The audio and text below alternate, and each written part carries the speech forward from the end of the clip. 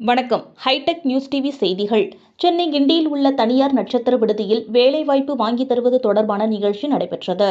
தனியார் அமைப்பு சார்பில் 1002 பெண்களை தேர்வு செய்து அவர்களுக்கு தேவையான கணினி சார்ந்த படிப்புகள் கற்றுக் கொடுத்து வேலைவாய்ப்பை வாங்கி தருகின்றனர்.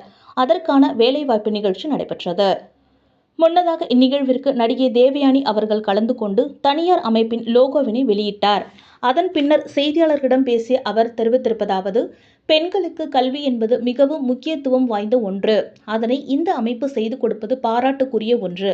பெண்கள் என்றாலே சக்தி, தைரியமாகவும் விவேகமாகவும் இருக்கக்கூடியவர்கள் பெண்கள். அவர்களுக்கு தேவையான கல்வியை கொடுத்துவிட்டால் நிச்சயமாக அவர்களால் எந்த துறையிலும் சாதிக்க முடியும் என்று கூறினார். வரதட்சணை கேட்கக்கூடாது, அது தவறான விஷயம் என்பதை எனது கணவர் ராஜ்குமார் அவர்கள் இயக்கிய காதலுடன் படத்தில் கூறியுள்ளோம். அந்த படத்திற்கு சிறந்த குடும்ப திரைப்படம் என்ற விருதினை தமிழக அரசு எங்களுக்கு கொடுத்திருக்கிறது. பெண்கள் தைரியமாக இருக்க வேண்டும். வரதட்சணை கொடுப்பது கேட்பது தவறான விஷயம். பெற்றோர்கள் தங்கள் பிள்ளைகளுக்கு சொல்லிக் கொடுத்து வளர்க்க வேண்டும். தைரியமாக இருக்க வேண்டும், தன்னம்பிக்கையோடு வாழ வேண்டும் என்பதை சொல்லிக் கொடுத்து வளர்க்க வேண்டும். அவர்களுக்கு தேவையான கல்வியையும் கொடுக்க வேண்டும் என்று அவர் செய்தியாளர்கள் சந்திப்பில் தெரிவித்தார்.